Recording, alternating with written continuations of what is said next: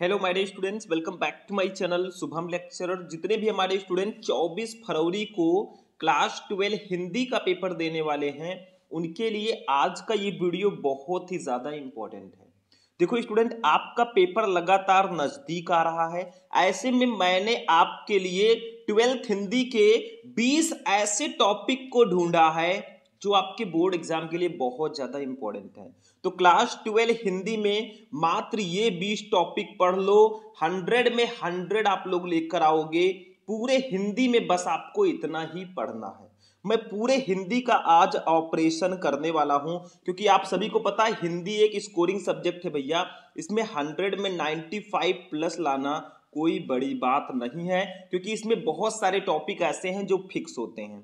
तो आज मैं पूरे हिंदी में आपको क्या पढ़ना है, कौन सा गद्यांश पढ़ना है, कौन सा पद्यांश, जीवन परिचय कौन सा पढ़ना है, कहानी कौन सी पढ़नी है, संस्कृत का गद्यांश, संस्कृत का पद्यांश, रस छंद अलंकार, आखिर निबंध, पत्र कौन कौन से पढ़ने हैं, सब कुछ हम इसी वीडियो में डिस्कस करेंगे।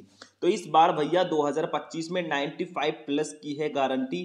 किसी भी हिंदी के टीचर से जाकर पूछ लो, जो टॉपिक मैं बताने वाला हूं पूरे हिंदी का, यही वो भी बताएगा। मैंने question bank, previous year paper और बुक को एनालाइज करके ये टॉपिक मैं लेकर आया हूं। पूरे बुक का निचोड़ है ये, इससे बाहर कुछ नहीं आने वाला। तो चलिए स्टार्ट करते हैं। आप लोग इस वीडियो को लाइक कर देना, चैनल पर नए चैनल को सब्सक्राइब कर लेना। ज्यादा टाइम वेस्ट नहीं करेंगे, क्योंकि 24 फरवरी को हमारे हिंदी का पेपर है।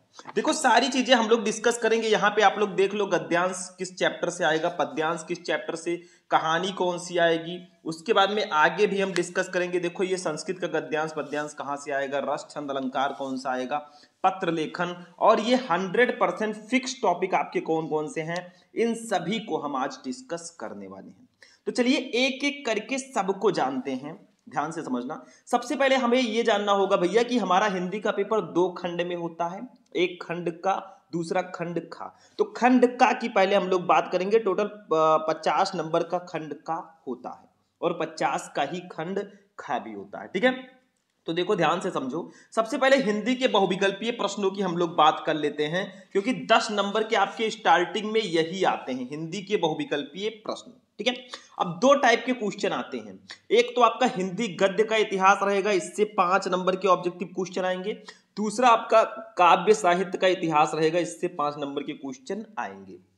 अब देखो, ऑब्जेक्टिव क्वेश्चन में आप किसी भी टीचर से पूछेंगे तो वो ये नहीं बता सकता भैया यही बहुविकल्पीय प्रश्न पढ़ लो यही आ जाएगा, ऐसा इसमें फिक्स नहीं होता। इसमें आप जितना ज्यादा क्वेश्चन पढ़ेंगे उतना ज्यादा आपके लिए बेनिफिट होगा, उतने ज्यादा चांसेस होंगे अच्छे नंबर लाने के। मैं ये जरूर कह सकता हूं कि हिंदी गद्य के इतिहास में कुछ शुक्ल युग या शुक्लोत्तर युग से रिलेटेड क्वेश्चन आते हैं, कुछ विधाओं से रिलेटेड क्वेश्चन आते हैं, जैसे निबंध, उपन्यास, कहानी, आलोचना, इससे रिलेटेड क्वेश्चन आते हैं। और आपके हिंदी के जो लेखक हैं, ठीक है, जितने भी लेखक हैं, जैसे वासुदेव शरण अग्रवाल, हजारी प्रसाद द्विवेदी, प्रोजी सुंदर रेड्डी और हरिशंकर प्रसाद, डॉक्टर एपीजे अब्दुल कलाम, इनकी रचनाओं को पढ़ लेना, उनकी रचनाओं से रिलेटेड क्वेश्चन भी आते हैं।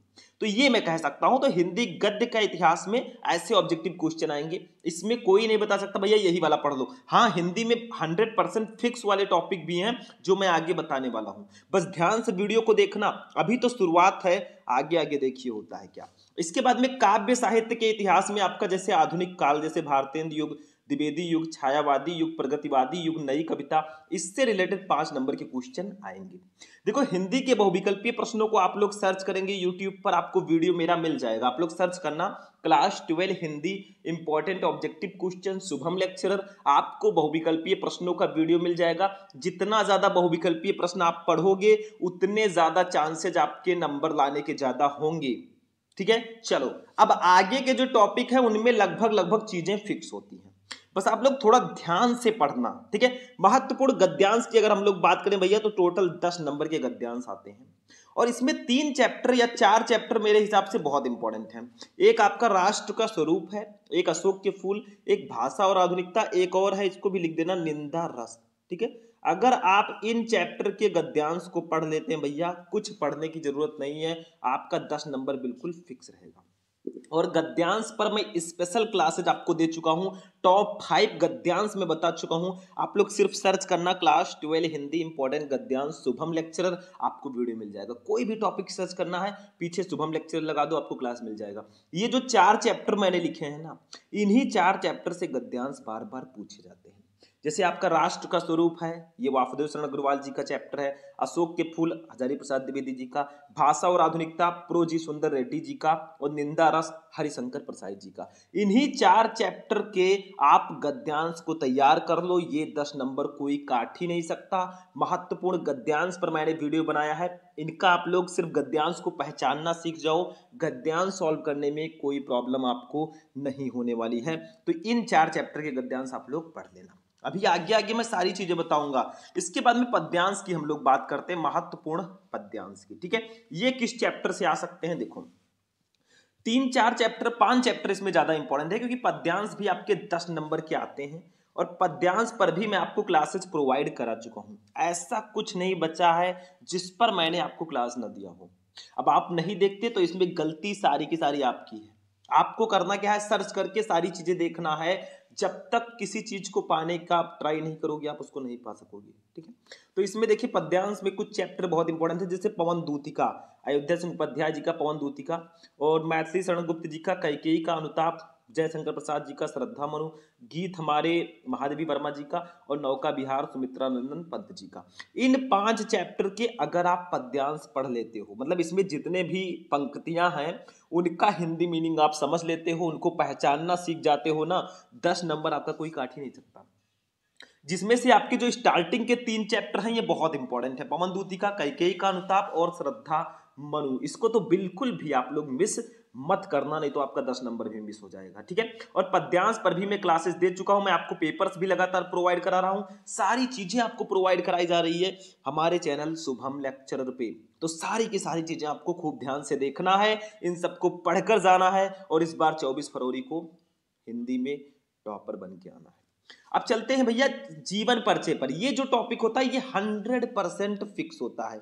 मैं इसको 100% फिक्स की कैटेगरी में रखता हूं, क्योंकि ये है लेखक का साहित्यिक परिचय 5 नंबर का ये आता है, और नीचे कवि का साहित्यिक परिचय होगा वो भी 5 नंबर का आएगा। लेखक के साहित्यिक परिचय में 3 ऐसे लेखक का आप लोग साहित्यिक परिचय पढ़ लो, इन्हीं 3 का पढ़ लोगे, आपका 5 नंबर बिल्कुल कंप्लीट है। कहीं भी नहीं लिखा है कि ये 3 नहीं आएंगे। देखो वासुदेव शरण अग्रवाल, आचार्य हजारी प्रसाद द्विवेदी, प्रो जी सुंदर रेड्डी। देखो आपके हिंदी के पेपर में 3 जीवन परिचय दिए जाते हैं, 3 साहित्यिक परिचय, 3 में से 3 लेखक का दिया जाता है, किसी एक का करना होता है। तो इन तीनों में से एक ना एक का आना ही आना है। तो इन 3 का अगर आप लोग तैयार कर लिए हैं तो समझ लो आपका 5 नंबर कोई नहीं काट सकता, 100% फिक्स है। अब आप लोग कमेंट करके मुझे बताना कि इन तीनों में से कौन कौन सा आपका तैयार है। ठीक है, ये आप लोग बताना, क्योंकि जीवन परिचय का नंबर 100% फिक्स होता है। ऐसे कवियों में आप 3 को याद कर लीजिए, जैसे कवि का साहित्यिक परिचय भी 5 नंबर का आता है। 3 मैं बता देता हूँ, मैथिली शरण गुप्त जी का आप लोग पढ़ लीजिए, जयशंकर प्रसाद जी का पढ़ लीजिए, रामधारी सिंह दिनकर जी का पढ़ लीजिए। एक और आप पढ़ लीजिएगा, चाहे महादेवी वर्मा जी का पढ़ लीजिएगा, और चाहे आप लोग सुमित्रा नंदन पंत जी का पढ़ लीजिएगा। 4 अगर आप लोग इसमें पढ़ लोगे आपका नंबर फिक्स है, क्योंकि इसमें थोड़े चैप्टर ज्यादा हैं, तो आप थोड़ा 4 पढ़े रहोगे तो ज्यादा बेटर आपके लिए रहेगा। लेकिन ये तीनों तो आप बिल्कुल भी मिस मत करना, ये भी 100% फिक्स की कैटेगरी में आता है। लास्ट में मैं डिस्कस करूंगा कि कौन कौन से टॉपिक आपके 100% फिक्स होते हैं, उसके बारे में भी हम डिस्कस करेंगे, क्योंकि मैं कहता रहता हूं जब तक तोड़ेंगे नहीं भाई तब तक छोड़ेंगे नहीं। ठीक है, चलो आगे चलते हैं स्टूडेंट। ऐसे ध्यान से समझो चीजों को, इनको मैं लगातार आपको पढ़ा रहा हूं, मैं क्लासेस प्रोवाइड करा रहा हूं, देखिए चीजों को समझिए, और नंबर आपका 100% फिक्स रहेगा। नो टेंशन जब तक हैं हम। ठीक है, कहानी की बात करें तो ये भी 100% फिक्स होता है, 5 नंबर। इसको 100% फिक्स की कैटेगरी में आप लोग रख सकते हैं, रख नहीं सकते ये होता है। आपको सिर्फ 3 कहानियां पढ़नी है, एक पंचलाइट, एक बहादुर और एक ध्रुव यात्रा। इन 3 कहानी में 2 चीजें होती हैं, देखो ध्यान से समझो। एक होता है सारांश, क्या होता है? एक होता है सारांश, और दूसरा होता है उद्देश्य। इन दोनों चीजों को पढ़ना है, मतलब जैसे पंचलाइट कहानी है, इसका सारांश भी पूछा जाता है, उद्देश्य भी पूछा जाता है, तो आप दोनों पढ़िएगा। बहादुर कहानी है, इसका सारांश और उद्देश्य दोनों पढ़िएगा। ध्रुव यात्रा है, इसका सारांश और उद्देश्य दोनों पढ़िएगा। आपका 5 नंबर एकदम 100% फिक्स है। इन 3 कहानी को अगर आप लोग पढ़ लेते हो, इनका सारांश और उद्देश्य पढ़ लेते हो, मतलब चीजें फिक्स होती हैं। अगर आप लोग जानने की इच्छा रखते हैं कि हाँ मैं समझूं कि कौन कौन से टॉपिक इंपॉर्टेंट हैं, तो आप बहुत आसानी से फाइंड आउट कर सकते हैं, कोई प्रॉब्लम ही नहीं है। तो ये 3 कहानियां ये 3 कहानियां आपकी बिल्कुल फिक्स होनी चाहिए, ठीक है। ये भी हो गया। देखो मैंने कहानी भी आपको प्रोवाइड करा दिया था, तो आप लोग उसको भी जाकर देखना, मतलब किसी को नहीं छोड़ना है, ठीक है। चलो अब हम चलते हैं अपने खंड काव्य पे। खंड काव्य की अगर हम बात करें तो 5 नंबर ये भी होता है और ये भी 100% फिक्स होता है। क्यों फिक्स होता है? देखो खंड काव्य एक ऐसा टॉपिक है ना जो जिला वाइज होता है। जैसे आप यूपी में हैं, यूपी में किस जिले से हैं? किसी किसी जिले में मुक्ति यज्ञ है, किसी में सत्य की जीत है, किसी में रश्मिरथी है, किसी में आलोक वृत है, किसी में त्यागपति है, किसी में श्रवण कुमार है। तो ये आपके खंड काव्य होते हैं। इसको स्वपठित खंड काव्य बोलते हैं क्योंकि ये आपको स्वयं पढ़ना होता है, ठीक है। जैसे 6 खंड काव्य रहते हैं, इसको यूपी के अलग अलग जिलों में डिवाइड कर दिया गया है। कुछ जिलों में मुक्ति यज्ञ होगा, कुछ जिलों में सत्य की जीत होगा, ऐसे ग्रुप्स में है। तो आपके जिले में कौन सा खंड काव्य है, क्या आपको पता है? शायद पता होगा। जो बच्चे कुछ नहीं पढ़े हैं उनको शायद ना पता हो, तो भैया पता कर लो और उसको पढ़ लो, क्योंकि ये नंबर फ्री के होते हैं, ठीक है। ये नंबर बिल्कुल फ्री के होते हैं। तो ये आपके जिले में आप लोग कमेंट करना, आप जिस जिले से हैं उसको कमेंट कर देना, और आपका जो खंड काव्य है उसको भी कमेंट कर देना। अगर आपको अपना खंड काव्य नहीं पता है तो हमसे पूछ लेना भाई, ठीक है, हम किस दिन काम आएंगे। चलो इसको भी हटाते हैं और हम लोग आगे बढ़ते हैं। अब हमारा खंड का जो है यहाँ पर फिनिश हो चुका है। हमने आपको 10 नंबर का बहुविकल्पीय बताया, 10 नंबर का गद्यांश बताया, 10 नंबर का पद्यांश बताया, 5 नंबर का लेखक का जीवन परिचय, 5 नंबर का कवि का, 5 नंबर की कहानी, 5 नंबर का खंड काव्य, टोटल ऐड करो तो 50 नंबर आपका कंप्लीट हो चुका है, ठीक है। सिंपल सा है, कुछ है ही नहीं इसमें, बस चीजों को ध्यान से समझना है। चलते हैं अपने खंड खा की ओर। खंड खा की अगर हम लोग बात करें भैया, तो इसमें हिंदी संस्कृत 50 नंबर का टोटल ये भी आएगा। इसमें हिंदी संस्कृत का गद्यांश और पद्यांश रहेगा, और हिंदी व्याकरण के क्वेश्चन रहेंगे। जैसे आपके बहुत सारी चीजें हैं, अभी मैं सबको डिस्कस करूंगा, टेंशन बिल्कुल नॉट, ठीक है। सबसे पहले हमें दिया जाएगा संस्कृत का गद्यांश, भैया टोटल 7 नंबर का ये आता है, और ये भी मेरे हिसाब से फिक्स होता है। अगर आप लोग चीजों को समझें तो संस्कृत का गद्यांश भी फिक्स होता है, लेकिन मैं इसको 100% फिक्स की कैटेगरी में नहीं रखता। देखो 100% फिक्स टॉपिक मैं अभी लास्ट में डिस्कस करने वाला हूं, ठीक है, लेकिन पहले इसको समझ लो। देखो संस्कृत गद्यांश की बात करें तो ये फिक्स होता है, मैं मानता हूं, लेकिन कुछ चैप्टर्स हैं, अगर इनका आप लोग हिंदी मीनिंग अच्छे से पढ़ लेते हैं ना, तो आपका संस्कृत गद्यांश कंप्लीट हो जाएगा। जैसे जातक कथा, संस्कृत भाषा महत्वम, महामना मालवीय और पंचशील सिद्धांता, इन चार चैप्टर को आप हिंदी मीनिंग के साथ पढ़ लो, आपका 7 नंबर कोई काट ही नहीं सकता, लिख कर ले लो। मतलब संस्कृत गद्यांश में जातक कथा, संस्कृत भाषा महत्व, महामना मालवीय, पंचशील सिद्धांता, इन 4 चैप्टर को आप लोगों को पढ़ लेना है हिंदी मीनिंग के साथ। इन्हीं में से आपके संस्कृत के गद्यांश आते हैं, इन्हीं 4 चैप्टर से बार बार रिपीट होते हैं, तो इनका हिंदी मीनिंग जाकर पढ़ लेना, पहचानना सीख जाना, क्योंकि आपको संदर्भ लिखना होगा कि किस पार्ट से है। आपका 7 नंबर बिल्कुल कंप्लीट है। अब ये जो टॉपिक है ये 100% फिक्स होता है, 7 नंबर का आता है, लेकिन ये 100% फिक्स है। क्यों? क्योंकि ये आपका देखो संस्कृत पद्यांश या श्लोक होता है। देखो सुभाषित रत्नानी एक चैप्टर है, इसमें जो भी 15-16 जो भी श्लोक हो ना, सिर्फ उसी को पूरा पढ़ लेना, आपका 7 नंबर कंप्लीट। हाँ 1-2 चैप्टर ऐसे जैसे जातक कथा है, महामना मालवीय है, इसमें एक एक श्लोक दिए गए हैं, उनको पढ़ लेना। मतलब आपका जो पूरा श्लोक है वो सुभाषित रत्नानी चैप्टर में है, इसको पढ़ लेना। इसके जितने भी श्लोक हैं सबका हिंदी मीनिंग आपको आना चाहिए, पहचानना आना चाहिए। 7 नंबर कोई काट ही नहीं सकता, क्योंकि इस चैप्टर से आता ही आता है हर साल। जाकर देख लो प्रीवियस ईयर पेपर, अगर मेरी बातों का यकीन नहीं है। बाकी अगर आपको थोड़ा बहुत डाउट है तो आप लोग जो अदर चैप्टर है उसमें एक एक श्लोक दिया गया है, उसको पढ़ लेना। फिर कहां से आएगा मेरे भाई, सब पढ़ ही लोगे तो, ठीक है। ये हो गया। अब अगर बात करें हम लोग हिंदी व्याकरण वाले पोर्शन की, तो हिंदी व्याकरण में एक चीज आप लोग समझिए। देखो यहाँ पे कुछ ऐसे टॉपिक दिए जाते हैं जैसे मुहावरे एवं लोकोक्तियां, आपठित गद्यांश, शब्द युग्म, शब्द अर्थ, अनेक शब्दों के लिए एक शब्द, वाक्य संशोधन। इसमें करना क्या है? जैसे मुहावरे एवं लोकोक्तियां आपको 4 दी जाएंगी, करना 1 होगा, 2 नंबर का रहेगा भाई, ये बिल्कुल फिक्स होता है। इसमें आप लोग सिर्फ एक ही काम कर सकते हैं, आप लोग क्या कीजिए, डेली कम से कम 5 से 10 मुहावरे पढ़िए। 2 नंबर के लिए आप अगर 20, 25, 30 मुहावरे पढ़ लेते हैं या 50 मुहावरे पढ़ लेते हैं ना ऐसे मन से, तो आपका भैया 2 नंबर कंप्लीट है। इसमें कोई ये नहीं बता सकता भैया कि यही वाला मुहावरा पढ़ लो यही आ जाएगा, ऐसा कोई बता ही नहीं सकता है, कोई अंतर्यामी नहीं है, समझे? ठीक है, तो ये ध्यान रखना। आपठित गद्यांश में आपको एक बड़ा सा ऐसे गद्यांश दिया जाएगा, इसके नीचे 3 क्वेश्चन रहेंगे 1 2 3 करके, तीनों का आंसर दो, 5 नंबर ले जाओ। आपठित गद्यांश कैसे सॉल्व करते हैं, कैसे पूछा जाता है, वो मैंने आपको पहले ही बता दिया है। आप लोगों को मैंने हिंदी के बहुत सारे पेपर्स प्रोवाइड कराए हैं, आप लोग सर्च करना class 12 Hindi model paper Shubham lecturer, आपको वीडियो मिल जाएगा, जाकर वो पेपर देख लेना एक बार ना। वो पेपर आपका, उसमें सारी चीजें मैंने कंप्लीट कराई हैं। उस पेपर को भी देखना जरूरी है, क्योंकि जितना ज्यादा आप पेपर को देखोगे, सॉल्व करोगे ना, उतना एक्सपीरियंस आपका होगा एग्जाम में, उतनी जल्दी आप पेपर को सॉल्व कर पाओगे और उतने अच्छे से मार्क्स ला पाओगे। ठीक है, तो इसमें शब्द युग आपठित गद्यांश जो है, ये एक गद्यांश आपको दिया जाएगा जो आपने नहीं पढ़ा है, आपके बुक में वो नहीं रहेगा, और उसके नीचे 3 क्वेश्चन दिए जाएंगे, तीनों का आंसर दो, 5 नंबर ले जाओ, ये 5 नंबर का होता है। ठीक है, फिर शब्द युग्म रहेगा भैया 2 नंबर का, मतलब 2 शब्द दिए जाएंगे, उसका सही अर्थ चूज करके लिखना होगा। ये सब तो मैंने बता दिया आपको, हिंदी मैराथन क्लासेज में मैंने ये आपको समझा दिया है। हिंदी की बहुत सारी मैराथन क्लासेज मैंने आपको प्रोवाइड कराई है, तो उसको जाकर देख लेना भाई, काम हो जाएगा। कहाँ पड़े हो चक्कर में, कोई नहीं है टक्कर में।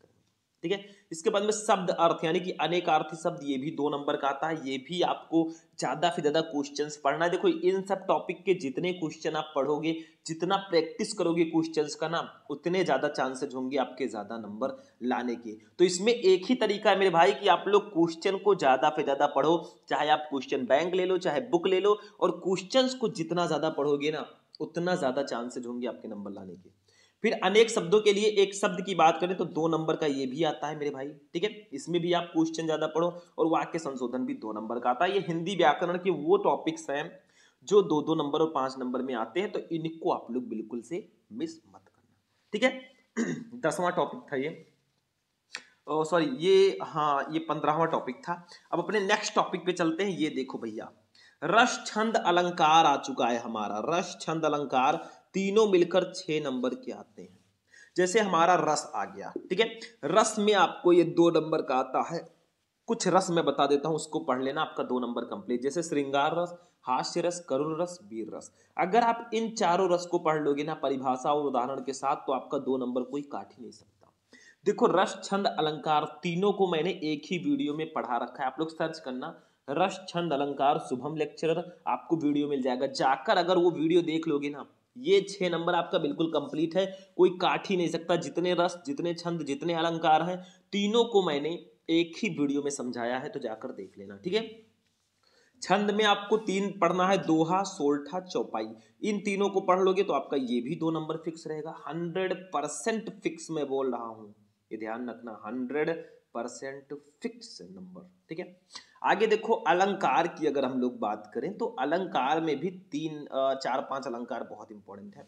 अलंकार भी 2 नंबर का आता है, इसमें 4-5 अलंकार पढ़ लेना। जैसे रूपक अलंकार, यमक अलंकार, अनुप्रास अलंकार, उत्प्रेक्षा अलंकार, उपमा अलंकार। अगर इन 5 अलंकार को पढ़ लेते हो, 2 नंबर ये भी आपका 101% फिक्स रहेगा। तो रस छंद अलंकार जो टॉपिक है, यानी कि 2+2+2 जो टॉपिक है 6 नंबर का, ये 100% फिक्स की कैटेगरी में आता है, क्योंकि जितने मैंने रस बताए, छंद बताए, अलंकार बताए, सिर्फ इतना ही आपको पढ़ना है और आपका 6 नंबर कंप्लीट हो जाएगा। अब अगला जो हमारा टॉपिक आएगा मेरे भाई, वो पत्र लेखन आता है। पत्र लेखन, अब पत्र लेखन हमारे एग्जाम में टोटल 6 नंबर का आता है। पत्र लेखन में मैंने जो मोस्ट इंपॉर्टेंट पत्र हैं वो मैंने आपको बता रखे हैं। अगर आप लोग सर्च करोगे क्लास 12 हिंदी इंपॉर्टेंट पत्र लेखन, तो आपको वीडियो मिल जाएगा। मतलब कौन कौन से पत्र आपको पढ़ने हैं वो आप लोग अगर सर्च करोगे ना, आपको क्लास मिल जाएगा, जाकर देख लेना। सारे के सारे इंपॉर्टेंट पत्र मैंने एक ही वीडियो में आपको बता रखे हैं।